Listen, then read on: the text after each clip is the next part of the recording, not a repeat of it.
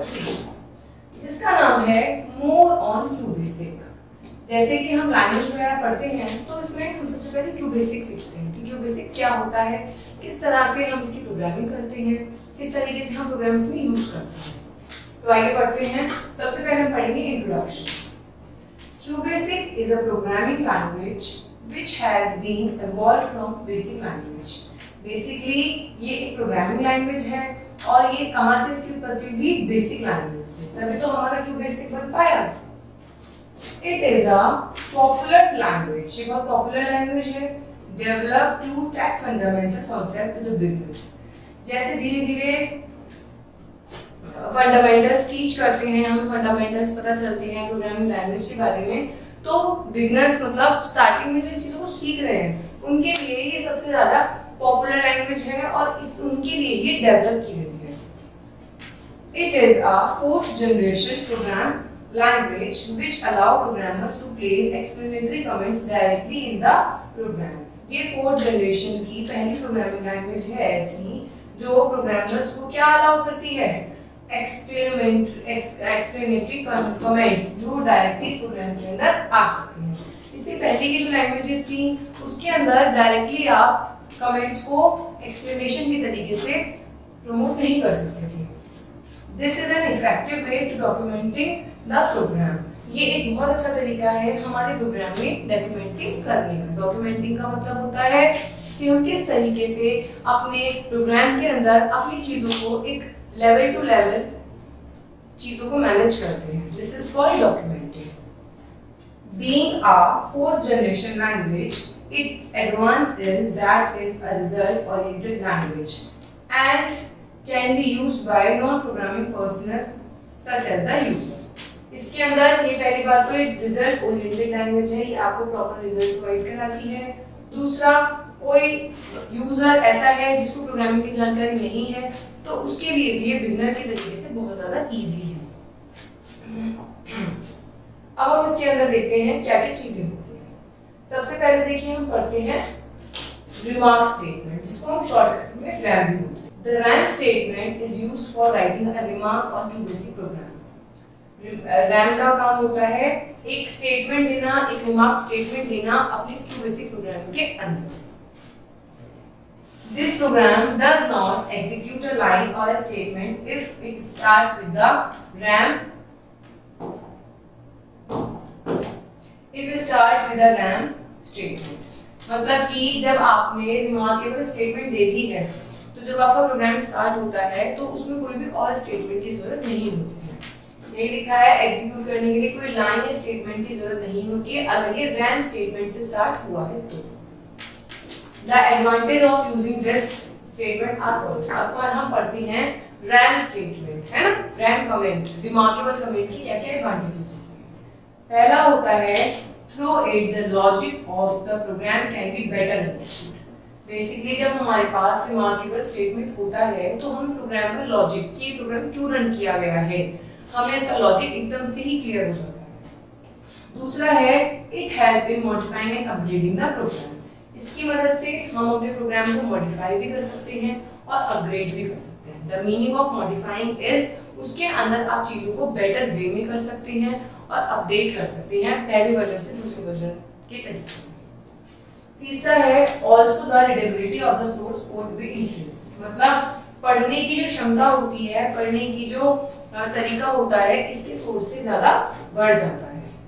ठीक है, इसका जो सिंटेक्स होता है, सिंटेक्स का मतलब होता है जिस तरीके से ये हम इसका यूज करते हैं, दिस इज कॉल्ड सिंटेक्स। तो हम सबसे पहले लिखेंगे रैम, फिर हम ये वाला साइन स्टार्ट करेंगे, यहाँ हम अपना रिमार्क लिखेंगे, फिर हम ये ब्रैकेट क्लोज करेंगे। अब हम इसके प्रोग्राम के बारे में पढ़ते हैं। REM my first program. CLS का मतलब होता है क्लियर स्क्रीन, मतलब पहले अगर आपकी स्क्रीन पर कुछ भी काम हो रहा है तो आप CLS का लिखते हैं तो उसका मतलब पुराना वाला काम क्लियर हो जाता है स्क्रीन का। प्रिंट लिखा गॉड इज वन, एक ये हमने क्या करा एक रिमार्क की तरह लिखा। फिर हमने कर दिया एंड। एंड का मतलब होता है जब भी हम कोई प्रोग्राम का एंड चाहते हैं, मतलब चाहते हैं कि प्रोग्राम ही खत्म हो जाए तो हम लास्ट में लिखते हैं एंड। अब उसका आउटपुट देखते हैं गॉड इज वन, तो देखिए यहाँ आपके इस आउटपुट में गॉड इज वन लिखा हुआ आ गया। This is called remark statement. Next हम पढ़ते हैं loop in QBasic. A set of instruction in program is a program. Instruction के सेट को हम क्या कहते हैं? प्रोग्राम कहते हैं. Which is repeated a certain number of times. क्या होता है प्रोग्राम? प्रॉपर चलता रहता है टाइम पीरियड तक. Until the condition is met and infinitely. It is also called loop. मतलब आपने कोई प्रोग्राम रन किया और वो जब तक अपनी कंडीशन तक मैच नहीं कर जाता तब तक वो चलता ही रहता है. सपोज कीजिए आपने 3 into 1 करा और आप चाहते हैं 3 into 10 तक वो चलता रहे, तो वो into 1 into 2 into 3 into 4 into 5 into 6 जब तक वो 10 तक नहीं पहुंच जाएगा तब तक वो प्रोग्राम अपने आप ही रन करता रहेगा. इसे हम कहते हैं loop. Loop is a process that breaks the normal sequence. ये क्या प्रोसेस होता है? नॉर्मल सीक्वेंस को ब्रेक करता है. That is top down sequence of the program and execute the given set of instruction one or more. इसका काम होता है एक टाइम पीरियड तक पहुंचने के लिए उस प्रोग्राम को बार-बार रन करना. A given instruction in a program can be easily repeated by using a loop. हम प्रोग्राम को जो भी इंस्ट्रक्शन देते हैं लूप के द्वारा उसे हम रिपीट करवा सकते हैं. ठीक है? Suppose we have a program that contains 7 statements. हमारे पास एक प्रोग्राम है उसमें 7 स्टेटमेंट है. Now in a normal top down sequence the statement will be executed only one by one from 1 to 7. अब ये लूप की मदद से क्या आएगी 1 to 7 तक वो चलती रहेगी. But if we use a loop statement after the third statement asking to repeat the statement 5 6 7 the program will be executed as per the instruction. अब हम चाहते हैं कि 5 तक तो चलता रहे, फिर 5 6 7 में क्या हो जाए थर्ड स्टेटमेंट रिपीट होता रहे. तो किसके द्वारा जो हम इंस्ट्रक्शन देंगे वही लूपिंग में चल जाएगा. Thus a loop statement alters the normal sequence. Loop का क्या काम होता है? जो सीक्वेंस चल रहा होता है उसको ऑल्टरनेट तरीके से काम करना. अब लूप को हमने दो कैटेगरी में डिवाइड करा है. पहला तो होता है अनकंडीशनल लूप, दूसरा होता है conditional loop. We can convert an unconditional loop with the help of if, then or else. अब हमारे अनकंडीशनल लूप के अंदर if होता है, then होता है और else होता है. इस स्टेटमेंट में हमारा लूप काम. अब हम डिफरेंट टाइप्स ऑफ लूप देखते हैं कैसा होता है. इसमें आता है आपका go to statement. The go to statement is used to unconditionally transfer control from one point in a program to another. इसका काम होता है कि जैसे आपका कोई प्रोग्राम चल रहा है, ठीक है, पर आप चाहते हैं सपोज कीजिए आपने अपने प्रोग्राम में 10 स्टेटमेंट्स लिखी हैं, ठीक है, पर आप चाहते हैं कि अब मैं चाहता हूँ कि थर्ड स्टेटमेंट से वो दोबारा आ जाए. तो क्या आप वो प्रोग्राम दोबारा लिखेंगे? बिल्कुल नहीं लिखेंगे. आप यूज करेंगे गो टू स्टेटमेंट का. तो आप गो टू स्टेटमेंट जहाँ जिस भी स्टेटमेंट में आप गो टू थर्ड स्टेटमेंट कर देंगे, फोर्थ स्टेटमेंट कर देंगे, आपका प्रोग्राम वहीं से रन होना शुरू हो जाएगा. ये होता है आपका गो टू स्टेटमेंट का काम. The control can be transferred either forward or backward. आपका कंट्रोल कहीं भी जा सकता है, आगे भी जा सकता है और पीछे भी जा सकता है. गो टू का सिंटैक्स पढ़ते हैं हम लोग. गो टू का सिंटैक्स होता है आपने गो टू लिखा, फिर आपने ब्रैकेट्स में अपनी लाइन लिख दी. आपको जिस भी लाइन पे जाना होगा. जैसे हमने प्रोग्राम में बनाया प्रिंट पंडित, फिर हमने क्या करा गो टू नेम 1 ये वाला लूप, फिर हमने नेम 2 लिखा, फिर हमने प्रिंट करा जवाहर, फिर हमने नेम 3 करा लेबल, फिर प्रिंट करा हमने लाल, फिर हमने नेम 1 कर दिया लेबल और फिर प्रिंट कर दिया हमने नेम. ठीक है, तो अब हमने लेवल 1 करा, नेम में हमने लेवल 1 करा, हमने 3 चीज प्रिंट कराई पंडित जवाहर लाल नेहरू, और हमारा आउटपुट क्या आया पंडित नेहरू. क्योंकि अब नीचे हम इसकी पूरी एक्सप्लेनेशन पढ़ते हैं. In the above example, ऊपर के एग्जांपल के अंदर name 1, name 2 and name 3 are labels used to identify 3 parts of a program. Label 1 दिखा देती हूँ मैं आपको. Label 1, Label 2 और Label 3. ठीक है, 3 लेवल हो गए. तो आपके क्या करना है आइडेंटिफाई प्रोग्राम कर रहे हैं.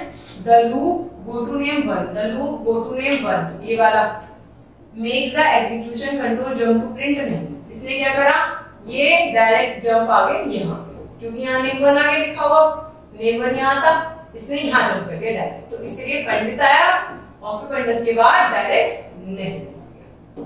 तो क्या अगर पंडित जवाहरलाल नेहरू तो नहीं लिखा हुआ है, प्रिंट तो हमने सब कुछ ही करा है, पर हमने पंडित के बाद हम कौन से लेवल पे गए, level number go to name 1 पे गए।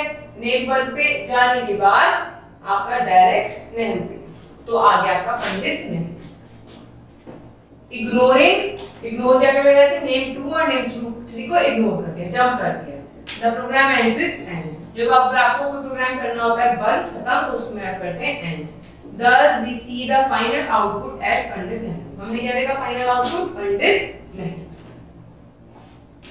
Next let us look another example. Program 2 में हम देखते हैं where goto is used with if then statement to create a conditional loop। अब इसके अंदर हम कंडीशनल लूप देखते हैं किस तरीके से यूज होगा। Any command after the end comment is not executed। And के बाद देखिए जहां हमने एंड लिखा, अब हमें एंड के बाद भी अगर हम कोई कमांड देंगे तो वो एग्जीक्यूट नहीं होगी। इसका मतलब है जब भी हमें प्रोग्राम का एंड करना होता है हम तभी एंड यूज करते हैं, वरना जब तक आपका प्रोग्राम चल रहा है आप एंड का यूज नहीं करेंगे। प्रोग्राम 2 में देखिए स्टेटमेंट बनाया, पैरा 2 लेवल 1, फिर स्टेटमेंट 2 लिख दी, स्टेटमेंट 3 लिख दी, स्टेटमेंट 4 लिख दी, पैरा 3 लेवल। अब इफ हमने क्या कर दिया, condition 1 then go to end. अब कंडीशन 1 ट्रू हो जाएगी, स्टेटमेंट 1 ट्रू हो जाएगा, तो गो टू वो डायरेक्टली एंड पे आ जाएगा। Go to if then statement वो आ जाएगा आपका कंडीशनल लूप। अगर आपका ये सही नहीं है तो वो लूप चलता रहेगा। फिर आ जाएगा statement 5 go to para two unconditional loop, फिर आपका प्रोग्राम हो जाएगा एंड। अब हम पढ़ते हैं इसका proper. In the above example, the go-to statement along with if then statement becomes a loop. If और then से वो कौन से लूप बन गए, कंडीशनल लूप बन गए। If condition 1 is true, अगर condition 1 true है, तो the program follow the line after go to and jump to end। फिर क्या होगा, वो go to command पे जाके end हो जाएगी, ठीक है। अगर नहीं है तो it proceed the execute statement 5 after which the program execution again returns to para 2 level। मतलब क्या होगा, देखिए अगर आपकी कंडीशन ट्रू है, जो भी आपने स्टेटमेंट में कंडीशन लगाई है, तो क्या होगा, वो एंड हो जाएगी। पर अगर कंडीशन ट्रू नहीं है तो क्या करेगा, ये हर स्टेटमेंट को लूपिंग में चलाता रहेगा। अब इसमें दे रखा है the following example will illustrate this more clearly। It is a number guessing game in which the user will input his guess. The user wins when his guess the correct number। देखो यहाँ पे input gas आ गया, print में आ गया gas a number between 1 and 100। 1 से 100 पे करनी है, तो उसने गैस अगर सही करा है तो ये विन हो जाएगा, एंड हो जाएगा। पर अगर उसने सही नहीं करा है तो क्या होगा, वो स्टेटमेंट रिपीट होता रहेगा, ठीक है। अब हम आते हैं गो सब स्टेटमेंट पे। गो सब स्टेटमेंट भी गो टू स्टेटमेंट का ही एक पार्ट होता है। The go sub statement is similar to the go to statement। The sub part represent a subroutine और सब प्रोग्राम। इसका मतलब होता है, सपोज कीजिए जैसे आपने कोई प्रोग्राम लिखा है तो उसके अंदर एक सब पार्ट होता है, इसका मतलब होता है उससे connected. When the execution reach the go sub line, जब एग्जीक्यूशन go sub line तक पहुंचता है, it jump to the part where the subroutine is given। ये उस पार्ट पे ही चला जाता है जहां आपका सबरूटीन है, सब प्रोग्राम दिया हुआ है। We use the return statement with the go sub statement। go sub statement हम return statement करेंगे, मतलब वापस रिटर्न हो जाना। When the program execution reach the return statement, जब प्रोग्राम रिटर्न स्टेटमेंट तक पहुंचता है, it automatically goes back to the line rule after the go sub statement and execute। ये क्या करता है, उसी लाइन go sub वाली लाइन पे पहुंच जाता है जहां से एग्जीक्यूशन होना होता है। Use the go sub statement, we need not write the same set of code again and again। वो सब का या फिर गो टू का यूज जब हम करते हैं तो हमें वो स्टेटमेंट बार बार नहीं लिखना होता, वही जंप करके नहीं चला जाता है। देखिए हम प्रोग्राम में लिखते हैं, गो सब में लिखा हमने विश, लूप आ गया, प्रिंट हमने करना है आफ्टरनून, ये हो गया हमारा स्टेटमेंट 1। फिर हमने फिर इसको लूप में डाल दिया, गो सब में जैसा पार्ट हो गया, फिर हमने प्रिंट करना है 9, ये हो गया आपका स्टेटमेंट 2, और फिर हमने इसको एंड कर दिया, ठीक है। Wish level indicating the sub, ये जो विश है ये गो सब है, ठीक है, ये इसका सब पार्ट है। फिर हमने क्या करा, प्रिंट हमने कर दिया गुड, फिर हमने करा रिटर्न। अब ये रिटर्न कहां जाएगा, लास्ट में हमने गुड लिख दिया प्रिंट, अब हमें जो रिटर्न करना है वो या तो हम इधर करेंगे या हम इस वाली लाइन पे करेंगे। We can also use line number और labels और program। हम या तो line number का भी यूज कर सकते हैं या program का भी यूज कर सकते हैं। We can write a program that has a line number for each line. The line number do not have to be in sequence. Line number का जरूरी नहीं होता sequence में होना। अब हम देखते हैं कैसे execute करें। In this example, the subroutine wish has been used for two different parts of a program. भाई जो आपका wish है वो दो तरीके से यूज हुआ है, एक यहाँ यूज हुआ है, एक यहाँ यूज हुआ है। ठीक है, स्टेटमेंट 1 में और 2 में, 1 में यहाँ यूज हुआ है, 2 में यहाँ यूज हुआ है। ठीक है, every time the execution control reach the return statement, हर बार वो क्या करता है रिटर्न स्टेटमेंट में चला जाता है वापस। ठीक है, it returns to the line after the last execution goes up statement, ये क्या करता है गोस अप के लास्ट स्टेटमेंट तक पहुंच जाता है और फिर वापस रिटर्न कर जाता है। Hence we get the output good afternoon, good night, जैसे कि लिखा हुआ है। यहाँ पे आया good, फिर कहाँ पहुंच गया आफ्टरनून पे, इस वाले पे। फिर good प्रिंट कर दिया इसने, फिर कहाँ पहुंच गया ये नाइट वाले लूप पे पहुंच गया। तो इसका मतलब होता है रिटर्न करना, उस स्टेटमेंट को बार बार नहीं लिखना होता आपको, ये सिर्फ स्टेटमेंट पे चला जाता है, वो स्टेटमेंट एग्जीक्यूट होता है। अब हम पढ़ेंगे for to next statement। अब हमने पढ़ा go to स्टेटमेंट और goes up स्टेटमेंट, और क्या पढ़ा हमने ramp स्टेटमेंट। ramp स्टेटमेंट का क्या काम होता है रिमार्क। अब हम पढ़ेंगे for to next statement। the for to next is conditional loop used to repeatedly execute a statement or a block of statement for the specific number of time।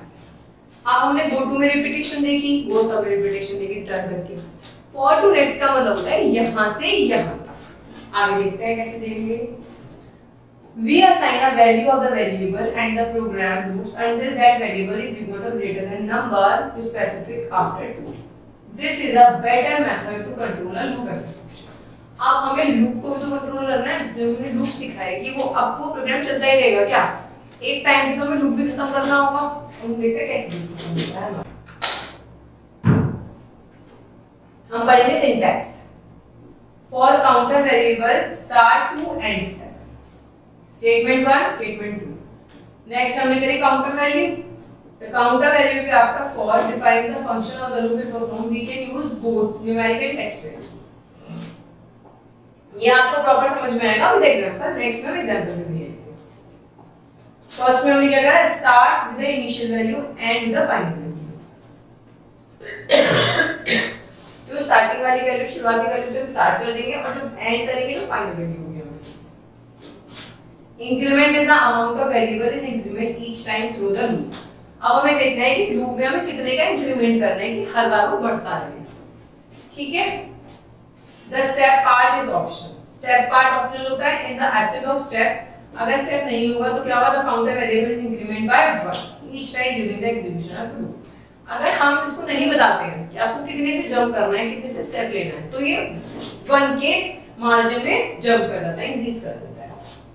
देखिए अब हम प्रोग्राम पढ़ते हैं इसका। रैम हमने रिमार्क क्या दिया, multiplication table. ठीक है, मल्टीप्लिकेशन रिमार्क से हमें पता चल गया कि हमारे प्रोग्राम में क्या होगा। ठीक है, हमने इनपुट करा एंटर नंबर, एंटर नंबर हमने करा n से।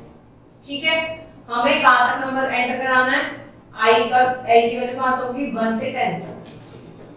ठीक है, और हमारा प्रिंट क्या होना चाहिए n into 1, n जो नंबर आपका चल रहा है और 1 से 10 तक। अब हमने क्या करा n into मल्टीप्लाई बाय हमने i कर दिया, जो हमारा 1 से 10 तक लूप चलेगा और हमने कर दिया प्रिंट।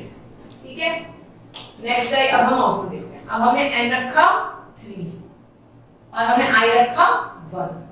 ठीक है, n तो चलता ही रहेगा लूप में और i क्या होगा +1 होता रहेगा। तो 1 के बाद 2, 2 के बाद 3, 3 के बाद 4, 4 के बाद 5, 6, 7, 8, 9, 10। लूप कहां खत्म होगा 10 खत्म होगा। हमने क्या फॉर्मूला लगाया था, n मतलब 3 मल्टीप्लाई बाय i जो 1 2 3 तक चलेगा इक्वल्स टू क्या होगा, प्रिंट क्या होगा मल्टीप्लाई 3 into 1 मतलब 3। तो इस तरीके से 3 का टेबल एग्जीक्यूट हो जाएगा। First let us identify the part of the first statement. सबसे पहले हमें फर्स्ट स्टेटमेंट को आइडेंटिफाई करना है।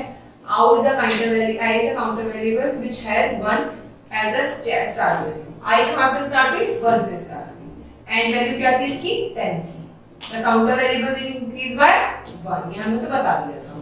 व्हिच इज स्टेप वैल्यू, जो हमारी स्टेप वैल्यू जो 1 बाय 1 स्टार्ट होगी। तो इस तरीके से हमने क्या देखा इसके अंदर कि ये 1 बाय 1 बढ़ता जा रहा है। The statement after the for loop are execute हो गई। Then the current value of the counter variable increased by 1, जो हमने देखा था 3 into 1, 3 into 2, 3 into 3, 3 into 4, इस तरीके से by 1 बढ़ता चला जाता है। It means the new value of I will be 2, 1 के बाद तो 2 आएगी। This process continues till the value is equals to and value 10, जब तक ये 10 तक नहीं आया तब तक ये अपने आप लूप रिपीट करता रहेगा। 10 पे आके लूप ब्रेक हो जाए। As the loop is executed using the counter value I, variable I, the multiplication table is displayed. Thus, if we input n as b, अब आप इसकी जगह 5 n की जगह 5 रख दोगे तो 5 into 1, 5 into 2, 5 into 2 ऐसे हो जाएगा। n की वैल्यू आप चेंज कर सकते हो। i की वैल्यू 1 से 10 तक मिलेगी। और जो आपने फॉर्मूला लगाया है वो ये लगाया है, इसमें 3n है, 1i है और ये आपका प्रिंट है। अब हम देखते हैं select case loop. Select case loop कैसा होता है? The select case loop is an alternative to the nested if then else. इसका काम भी if then else ही चलता है। The output in both case is the same. Output सब cases में same ही होता है। It is easier to use select case command in programs. Select case का जो use होता है प्रोग्राम से बहुत काम आता है। अब मैं आपको एक एग्जांपल के तौर पे बताती हूँ। Select case का काम होता है, हम कैलकुलेटर जब बनाते हैं, ठीक है? आप प्लस साइन करते हो, तो प्लस जब आप प्लस करते हो, माइनस करते हो, मल्टीप्लाई करते हो कैलकुलेटर में, तो वो जो साइन होता है वो एक चीज के लिए पर्टिकुलरली डिसाइडेड होता है कि प्लस मतलब एडिशन होता है, माइनस का मतलब है सब्ट्रैक्शन होता है, मल्टीप्लाई का जो साइन होता है उसका मतलब है गुणा होना है, मल्टीप्लाई होना है। तो आप जब दूसरे सेलेक्ट करोगे तो वो अपना प्रोग्राम फॉलो करेगा। तो सेलेक्ट केस का मतलब ये होता है कि प्रोग्राम उसके लिए सेलेक्ट हो जाता है। Let us use the same program with both if then else में हम करते हैं। देखो इफ देन एल्स में हमने क्या करा, प्रिंट मेन्यू, प्रिंट 1 तो फर्स्ट आएगा, प्रिंट 2 करा तो सेकंड आएगा, प्रिंट 3 करा तो थर्ड आएगा। सेम इसमें यही वाला पार्ट है। इनपुट चॉइस आपकी खुद की होती है। इफ चॉइस 1 है तो प्रिंट क्या होगा, फर्स्ट। लास्ट में मैंने कहा 1 है तो क्या होगा, फर्स्ट होगा। इसमें भी केस 1 है तो फर्स्ट होगा, 2 है सेकंड, 2 है सेकंड। आप एल्स प्रिंट करेंगे तो इनवैलिड एंट्री हो जाएगी। जब हम कुछ प्रिंट एल्स प्रिंट करेंगे केस में, जब प्रिंट हम एल्स करेंगे तो एल्स का मतलब कुछ भी नहीं होता, तो ये आपकी इनवैलिड एंट्री मान लीजिए। तो समझ आया सेलेक्ट केस स्टेटमेंट का क्या काम होता है? आइए थोड़ा सा और पढ़ते हैं इसके बारे में। The select case statement can implicate any number of alternative statements for execution. आप जिस पे भी सेलेक्ट करेंगे वो उस पर्टिकुलर प्रोग्राम को, उस पर्टिकुलर काम को, उस पर्टिकुलर नेम को एग्जीक्यूट कर देगा। The select case structure is simpler than the nested if then else structure. In both these examples, first, second and third will be printed if the value of choice and enter is 1, 2, 3 representatives. ठीक है, अब हमने क्या करा, 1 में हमने first को रख दिया था, 2 में हमने सेकंड को रख दिया था, 3 में हमने थर्ड को रख दिया था। अगर हम 1 प्रेस करेंगे तो फर्स्ट लिखा हुआ होगा, 2 प्रेस करेंगे तो सेकंड लिखा हुआ होगा।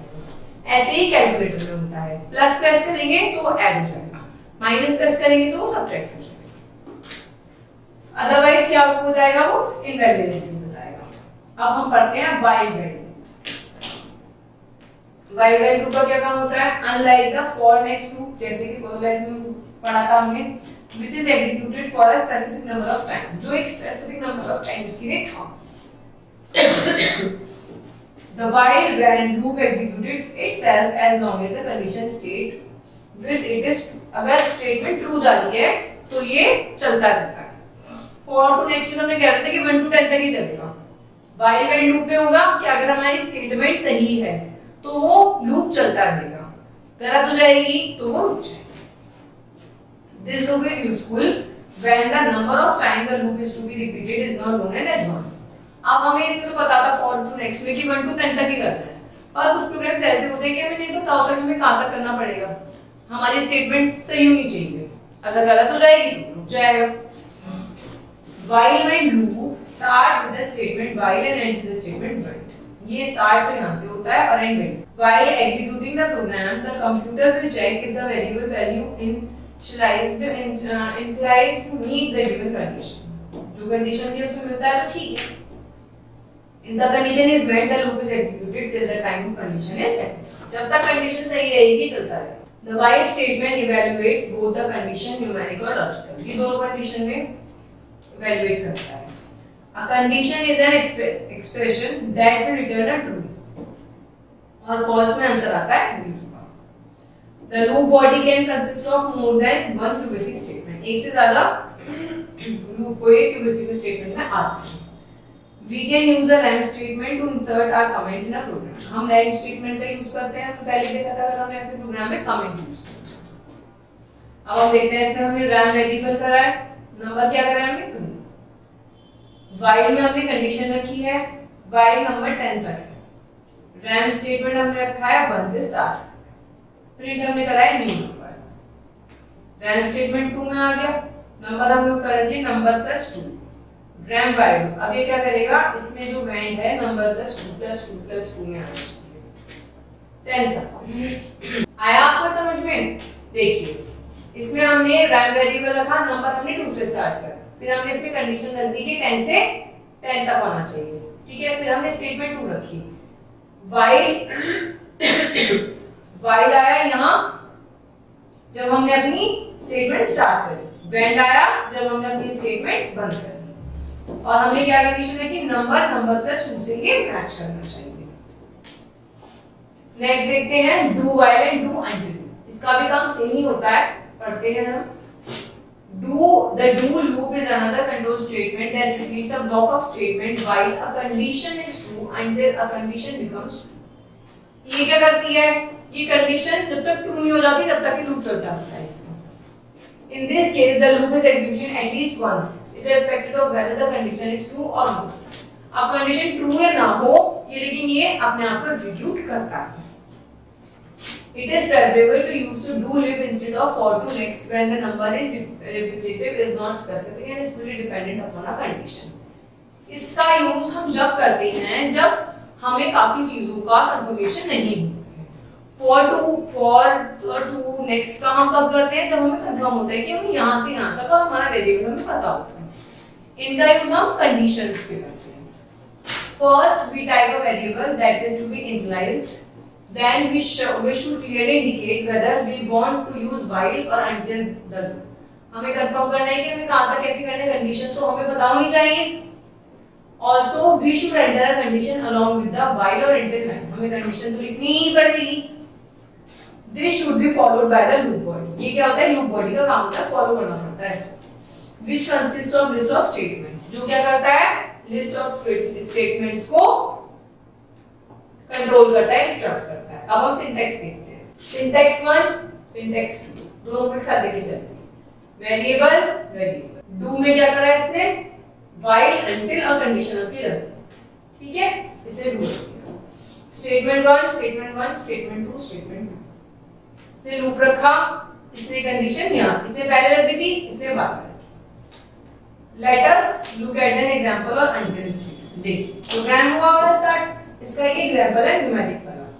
नंबर आया 10, डू अंटिल नंबर 35। कब तक होता है, जब तक ये 35 ना आ जाए। ये लिखा है इसमें प्रिंट नंबर। प्रिंट नंबर कैसे करना है, कंडीशन हमने इसको बता दी है, स्टेटमेंट नंबर प्लस 5, जो नंबर है इसमें 5 प्लस करना है और लूप चला दिया। तो क्या हुआ 10, फिर 10 के साथ लूप चला प्लस 5, फिर आगे 15, फिर इसका लूप चला प्लस 5, इसके बाद आगे 20, फिर हमने इसमें प्लस 5 करा, इसके बाद आगे 25, फिर हमने प्लस करा, इसके बाद आगे 30, फिर हमने इसमें प्लस करा, फिर उसके बाद आगे 35। अब ये यहाँ पे आके लूप आपका लूप, ठीक है। इस तरीके से लूप चलता है, कंडीशंस रखी जाती हैं और जब इसे मैच कर लेता है तो। अब नेक्स्ट हम पढ़ते हैं modulus. What do you mean by modulus? Modulus operator. Mod is an arithmetic operator which divides one number by another and returns the remainder. Modulus का काम होता है एक से दूसरे नंबर को डिवाइड करना और रिमाइंडर आपको देना। ये तो आप मैथ्स में पढ़ते होंगे कि आपने एक डिजिट से दूसरी डिजिट को डिवाइड करा, वो कंप्लीटली नहीं डिवाइड है तो क्या बचता है, आपका रिमाइंडर बचता है। It it is very useful to check the divisibility of integer. इसका यूज कब करते हैं हम? अपने इंटीजर की डिविजिबिलिटी देखने के लिए, भाग की क्षमता देखने के लिए, वो कितना तक भाग हो सकता है या नहीं हो सकता। इसका सिंटेक्स है R मतलब remainder, A modulus B where R, A, B are integer type number variable। इसमें R, A, B तीनों ही इंटीजर टाइप न्यूमेरिक वेरिएबल, ठीक है। जब हम इन प्रोग्राम्स को एग्जीक्यूट करते हैं हमारे सिस्टम में, तो हमारी काफी एरर्स भी आएंगी, हमें सिंटैक्स लिखने में भी प्रॉब्लम होगी। लेकिन जब हम इन्हें न्यूमेरिकली, जब हम इन्हें अपने प्रोग्राम में, अपने कंप्यूटर में एग्जीक्यूट करके देखेंगे और हमें रिजल्ट्स मिलेंगे, तब हमें इसको पढ़ने में और इंटरेस्ट है, ठीक है। तो देखिए हमने प्रोग्राम रन करा, हमने तीनों की इंटीजर की वैल्यू बता दी, R हमने पढ़ा A मॉडुलस बाय B, तो रिमाइंडर प्रिंट क्या करेगा? वो रिमाइंडर करेगा। यहां तक समझ में आ गया? अब इसके बाद अगर हम A मॉडुलस बाय C करते हैं तो क्या होगा? प्रिंट C करोगे तो आपका रिमाइंडर आ जाएगा। एंड इफ लगाया है, इसके बाद हम ये वाला भी पार्ट कर सकते हैं। पढ़ते हैं in the above example the modulus function check the divisibility of a number variable A, B and C। ये क्यों करा गया है? A, B, C तीनों की डिविजिबिलिटी देखने के लिए कि कैसे भाग हो पा रहे, कैसे भागे नहीं हो पा रहे। Which are integers? ये तीनों क्या है? Integers। Here we see that since A is perfectly divisible by C, अब हम देखते हैं जो हमारा A है C से परफेक्टली डिवाइड हो गया है, ठीक है। The modulus remainder is shown as 0। जो हमारा रिमाइंडर आ रहा है वो क्या आ रहा है? 0 आ रहा है। If the modulus is not 0, अगर हमारा मॉड्यूलस 0 नहीं आ रहा है तो we can say the number is not divisible. तो सिंपल है, आप लोग तो मैथ्स में भी पढ़ते हो, अगर आपका डिवाइड हो जाता है, 0 आता है, तो आप क्या करते हो? आप ये कहते हो कि हाँ ये वाला नंबर इससे डिवाइड हो सकता है, डिविजिबल है। पर अगर आपका रिमाइंडर नहीं आता है 0, तो आप क्या कहते हो कि वो डिविजिबल नहीं है। जैसे कि इसमें C है 5 और A क्या है 20। तो अगर हम C को 5 से डिवाइड करते हैं तो क्या आएगा? 0 आएगा। ये क्या हो गया? आपका मॉडुलस आ गया, तो इसका मतलब ये इससे डिवाइडेबल है, ठीक है। ऐसे ही हम B को C से करते हैं, B को A से करते हैं, इसका रिमाइंडर 2 आ गया, तो ये डिविजिबल नहीं। अब आगे बढ़ते हैं हम string operators. You have learned about string in QBasics. हमने क्यूबेसिक्स में स्ट्रिंग्स पढ़े थे। स्ट्रिंग का मतलब होता है ये जो साइड में साइन लगाते हैं, साइन लगाते हैं, ये स्ट्रिंग होता है। The plus operator is used to join two string in QBasic. इसका मतलब होता है दो चीजों को जॉइन करना। This is known as concatenation, ठीक है। अब हम देखते हैं हमने कैसे इसको प्रोग्राम के द्वारा करा। रैम में हमने करा स्ट्रिंग फॉर्म। रैम में हमने एक स्टेटमेंट लिख दी, CLS मतलब हो गया क्लियर स्क्रीन। हमने क्या करा? A करा हमने I स्ट्रिंग लगा के, B करा हमने लव और C करा हमने इंडिया। और फिर हमने क्या प्रिंट करा? DS प्रिंट करा। DS में क्या था? ये, फिर हमने प्लस करा, फिर हमने स्पेस दिया, फिर हमने प्लस करा, फिर हमने प्लस करा और प्रिंट हमने DS करके एंड कर दिया। तो हमारा आउटपुट क्या आ गया? I love India, I love India। तो प्लस का क्या रोल हुआ? आपके जो भी ऑपरेटर्स हैं, जो भी आपने लिख रखा है, जो भी आपने स्ट्रिंग में लिख रखा है, स्ट्रिंग को ऐड कर। आइए हम इसके बारे में भी पढ़ते हैं। आउटपुट व्हाइल कंसिस्टेंटिंग टू और मोर स्ट्रिंग। अब हम दो से ज्यादा स्ट्रिंग को जब कंसिडरेट करते हैं, we should be careful about the space between the string। हमें क्या देखना है कि हमारी स्ट्रिंग के बीच में स्पेस कितना है और कैसा है, हमें वो केयरफुल रहना है इस चीज के लिए। In the above example, we put space between A and B। हमने A और B के बीच में स्पेस रखा, but no space between B and C। B और C के बीच में हमने स्पेस नहीं रखा। The result can be seen in output। हम रिजल्ट यहाँ देख सकते हैं। The plus is only arithmetic operation that can be used to string operation in QBasic। ये जो arithmetic operation है ये QBasic में यूज होता है और इसका क्या काम होता है? स्ट्रिंग को ऐड करने का। However, there are many inbuilt library function for string। इसके अलावा भी बहुत सारी चीजें होती हैं, हम आगे बढ़ते हैं। अब हम देखते हैं QBD लाइब्रेरी फंक्शंस के बारे में। ठीक है। QBasic has some predefined inbuilt library functions that have a specific use, जिनका हमारे पास इसके अंदर कुछ लाइब्रेरी में इनबिल्ट QBasic के अंदर ही कुछ फंक्शंस होते हैं जिसका हम यूज करते हैं। These functions are like small procedure and subroutines, बहुत छोटे-छोटे procedures होते हैं। These inbuilt library function can be divided into two categories. इनको हम दो कैटेगरी में डिवाइड कर सकते हैं। पहला है स्ट्रिंग फंक्शन, दूसरा है मैथमेटिकल फंक्शन। दो फंक्शन होते हैं। अब हम पढ़ते हैं सबसे पहले स्ट्रिंग फंक्शन। len फंक्शन मतलब इसका मतलब होता है लेंथ, कि आपने जो भी चीज लिख रखी है कि वो किस तरीके से आपका काम करती है, लेंथ, कि उसकी क्या लेंथ है। ठीक है। This function is used to find the length of the string. ये आपके जो स्ट्रिंग है उसकी लेंथ को बताता है। The length function is counting space in the string. ये क्या करता है, स्ट्रिंग के बीच के स्पेस को काउंट करता है। प्रोग्राम में हमने लिखा आई लव इंडिया, तो उसकी लेंथ क्या आ गई, 60। ठीक है। अब पढ़ते हैं लेफ्ट फंक्शन।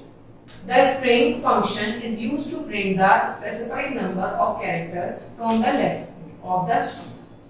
Left function का क्या होता है, string के लेफ्ट साइड से ये काउंट करता है।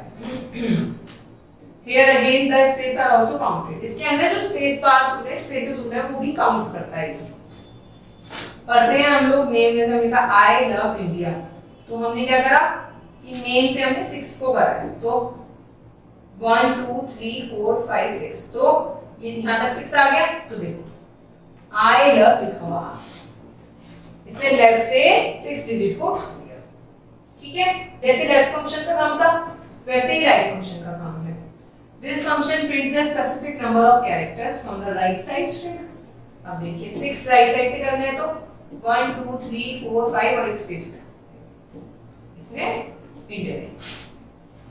क्लियर। नेक्स्ट आता है मिड।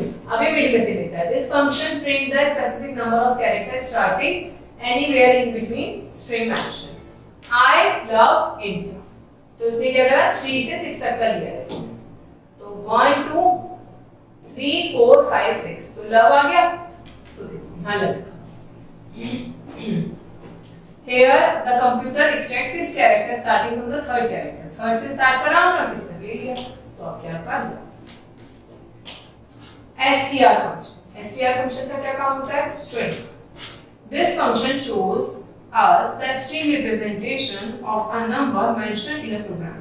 इसका काम होता है string दिखाना। कोई भी प्रोग्राम है आपका, उसको string के अंदर कोटेड करना।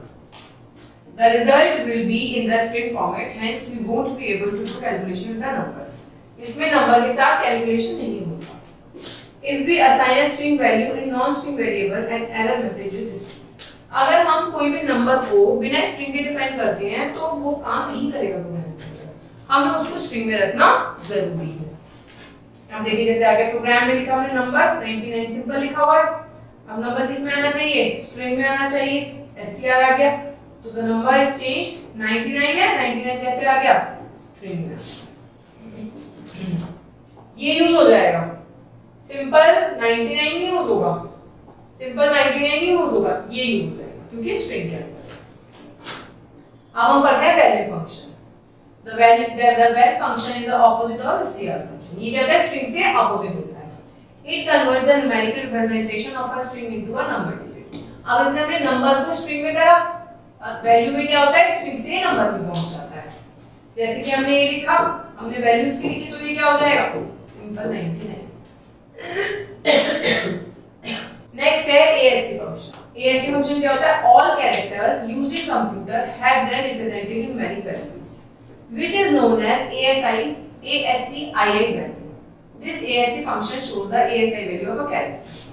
अब जैसे आप लोग कीबोर्ड में कुछ भी टाइप करते हैं, A B C D E F, अब जो कीबोर्ड होता है वो एक वायर से कनेक्टेड होता है आपके मॉनिटर से, CPU से।